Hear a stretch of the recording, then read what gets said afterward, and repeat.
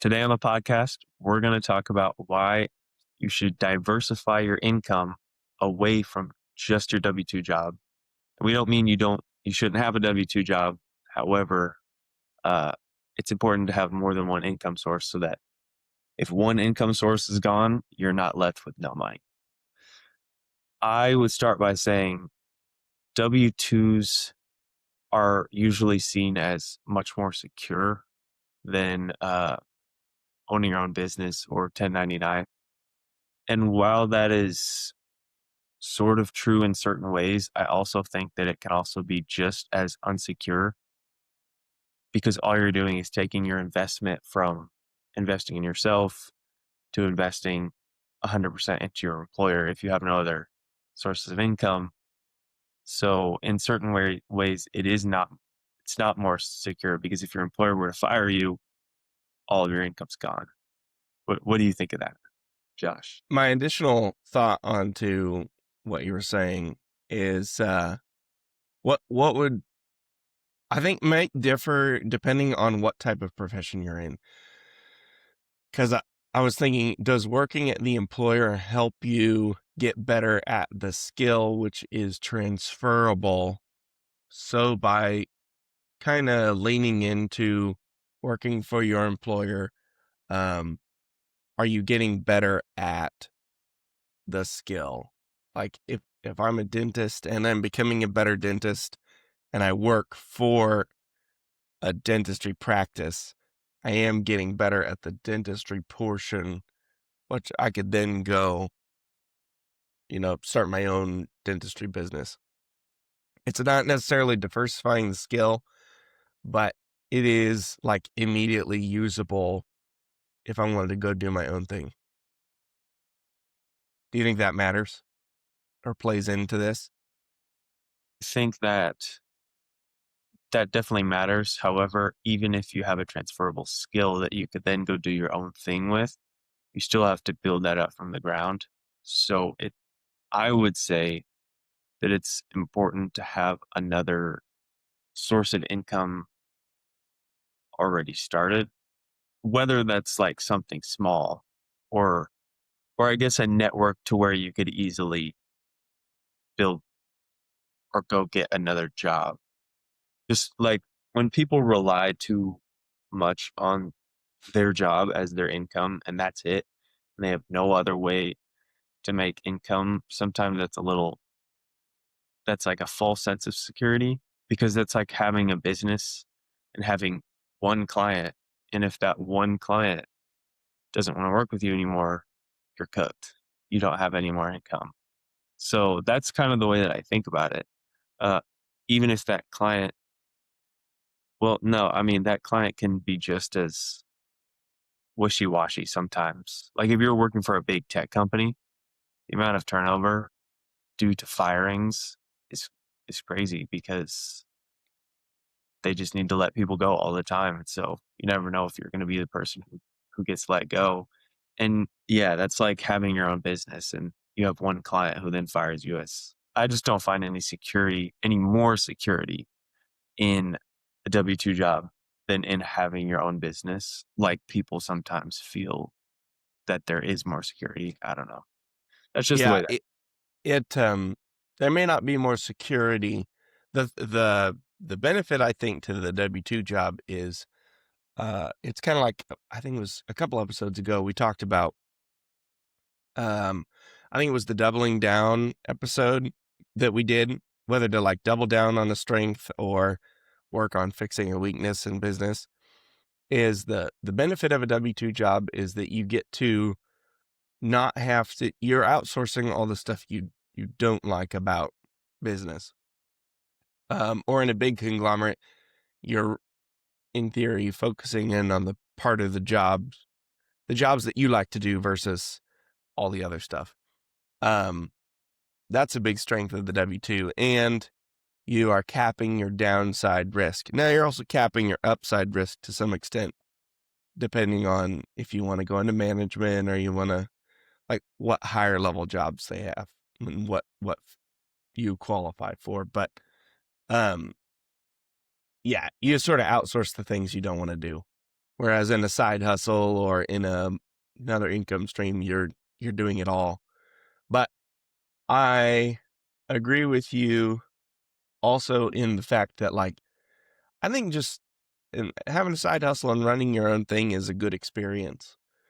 Uh, Learning whether it's a service or a goods that you're selling. If it's goods you're selling, you are learning all the basics about business and um, customers and demand and advertising and management of how you source your materials. And if it's a service business, you still got all the client facing stuff, as well as like keeping track of your margin. And I think just learning those skills and being aware of them is helpful for when you're working inside of a business. Yeah. One very interesting fact that I want to research. They say, that 9 out of 10 businesses are going to fail within 5 years.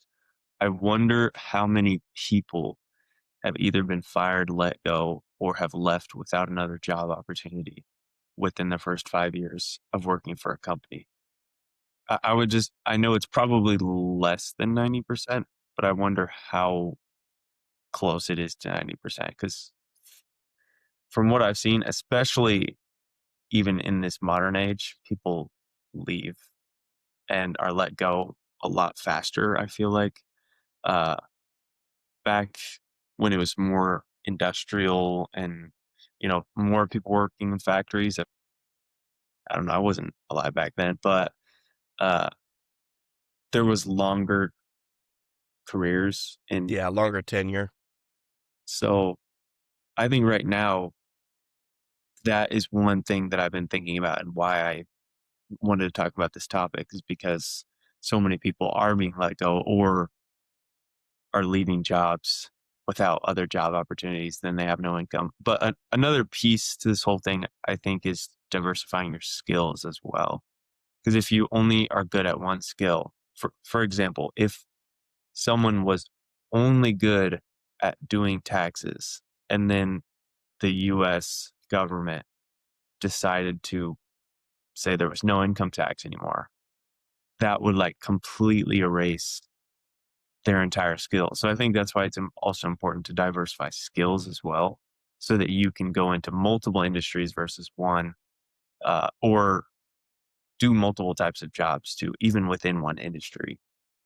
Like if you were good at marketing, also maybe learning some about finance or learning about sales or something. That way you could try different types of jobs, even if it's still in the same industry, but you have different skills in that diversification. I was listening to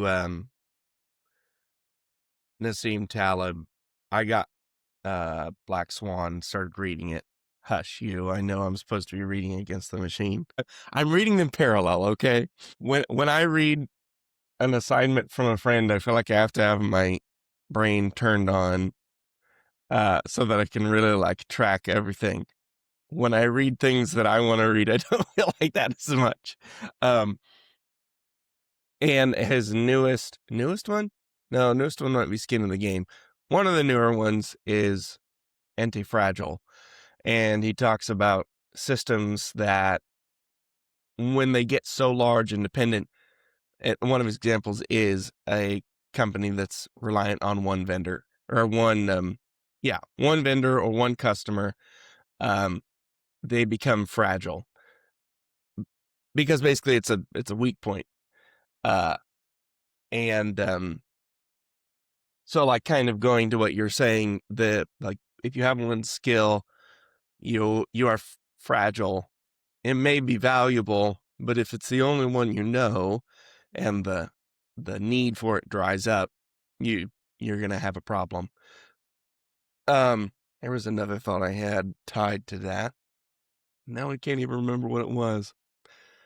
But yeah, kind of having that anti-fragility and learning multiple skills. I think it's just generally important.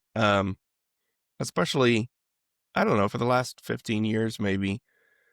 I've seen a lot of specialization now. Not that I've been working long enough to see the pool of generalists, but um, I do feel like the generalists are sometimes able to see opportunities better because they've experienced more than one stream of whether it be in programming or machining or mechanical versus electrical when it comes to engineering. Like there's a great benefit to straddling at least two major skills and being able to formulate new mixtures when problems arise. Anyway, there Yeah. was my thought on that. What's really interesting is now AI is making learning skills and executing on skills that you've never known before a lot easier. I literally have never done any individual coding in my life by myself, but I built 3 custom apps on Monday for things that I do in my own life that I will use. Like one of them, it's actually pretty cool. One of them is a CRM. So most CRMs that I've tried to use, customer relationship management softwares, have either too many features or not the right features. So I just decided to build one myself. And what I can do is click on contacts, press a button that says generate drafts. It reaches out to the Claude API, creates a draft in my inbox. So then I could just add a little bit of personalization and send it. Because most of the time, just to be totally transparent, like I'm copying emails anyways. Like I feel like for Yeah. salespeople, that's a lot of what you do. Like 90% of it is the same. There's a little bit of personalization and that's it. So I figured I might as well let AI do that first 90% and I'll just add the couple of sentences. But the reason I say that is because now AI is allowing people to do stuff like that. That and like I said, I've never done that ever. And yeah, I could do it with AI. So it's just and marketing and sales, there's so many opportunities with AI now to learn new skills that people have never learned before. So basically there's no excuse not to diversify your skills because it's easy as it's ever been. And I think in olden days, this used to be what your hobby was. Like, and not necessarily that that you would just like day one leave your job and start working on your hobby full time and make money from it, but it was using your additional time. It was somewhat enriching. You were usually building something or doing an activity, or I just woodworkers come to mind. Uh, I suppose there's a scenario in which like mountain climbing probably isn't super profitable unless you're also good at being an instructor or guide or something. Um, but you it learned or it taught you how to learn. Like by learning a hobby, by definition, you're going through the process of learning a new skill. So you're kind of like practicing the meta skill of learning how to learn. And if it's working on cars or working on doing woodworking or painting, or you're improving a skill that could sort of be used for an income stream. Like you didn't have to intentionally do it, but now I don't really see people with hobbies either. It seems like the amount of people I know with hobbies is very little. Uh, Going back to your comment about people leaving jobs, what brought this up? Did you see people that are getting fired or leaving jobs recently? I It's hard to think specifically, but I do feel like I've heard of a lot of people switching jobs recently. And not because I mean, I guess some of them maybe had a different job opportunity, but I just feel like the turnover from people I know is way higher than back when my parents were first getting jobs. Like they had jobs longer. I don't know. It just made me think about it more and how much more fragile I feel like jobs are now than they were before because it's easy to be replaced and it's easy to not like what you're doing. But that's also kind of a personal thing too. If you don't like what you're doing, that's kind of on you. So it's not necessarily your employer firing you, but it is still you not having a job anymore. So that's why it's important to have multiple skills. Because I guess this goes into when people go to college, they have to major in something, which means they're learning that skill. And then when they go out into the world, there's only like 20% of people who end up in their major field. Learning a skill in college doesn't mean you're going to go into that field. So it's important to diversify your skills so that if you don't like where you go after college, you have another option. I guess that's kind of where it takes my mind is like people leave so often right out of school, but they were majoring in the field that they went into. They don't have any other skills because they focus so much on college and not on actually learning skills. So then they're kind of stuck and they have to build up from the ground for different skills. So just start building earlier, I guess. Start building earlier, and I would say, like, you can fly the plane and build it in that scenario. Because almost any job you work at, there's additional things you can do. Hey, can you teach me how to do that? Or, oh, I can take a crack at that. Like just jumping in and building your web of attached skills. Because there's things that you interact with obliquely that are adjacent that you could attempt that would probably expand your zone of competence. Yeah, for sure. If you had to give one practical piece of advice on how to diversify your skills, I guess, how do you learn? And like, what's one way that people could learn different skills that's not going back to college? Well, I would start with what are you interested in? Like you can shoot for a skill that's profitable. You can look for skills that in other people that you admire. But I think over time, if it's going to be something you want to learn, and you eventually want to have a job in, you should just kind of follow your interests. And, you know, your interest might be in something that doesn't make money, but there might be a form of that that makes money. Uh, yeah, just follow your interests because it'll keep your attention. When you say follow your interests, how do people do that? Mm, yeah. So, um, in my own life, like I'm highly interested in investing. It's not what I do at my job or even my last career job, engineering, but it is related. It uses numbers, uses probability. Uh, it's related to business, highly related to business and what I'm doing now. I interact with investments in my tax business. Uh, I'm interested in all those things. I'm also interested in personal investing. So there's kind of this like, I've touched that idea many times, and it's just something that I like reading about. So it doesn't necessarily benefit me at this job, although it has sometimes. Um, but I don't know. Maybe tomorrow I'll go be a hedge fund manager. Yeah.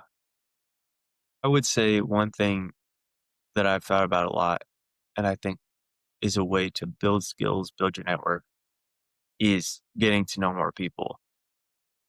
Lots of different people know lots of different skills. And so if you get to know those people who know things that are different than the skill that you have or some of the skills that you have, it's a lot easier to learn from someone who you can watch do things or talk to about certain things. Uh, and like finding mentors who are really good at stuff. I think that is one of the best ways that I've seen people learn new skills or just get new jobs, honestly, is find a mentor who owns a business, works for a business, get to know that mentor and build a relationship with them. And then if you ever find yourself out of a job, talk to that person that's been mentoring you and ask them for help finding a job or maybe to work with them or work with the company that they work for. I think that that will up your rate of success. Like if you're trying to find a new job and that diversifies your network and gives you a lot of more opportunities. There you go. Yep. Helping the audience. Good job, Caleb. You got anything else, Josh? I'm good. All right. That's the podcast. Make sure you like and subscribe on YouTube. Give us a 5-star review on Spotify if you enjoyed the podcast. And we'd love to hear from you on email, jc.unscripted@gmail.com. That's the pod, and we'll see you on the next one.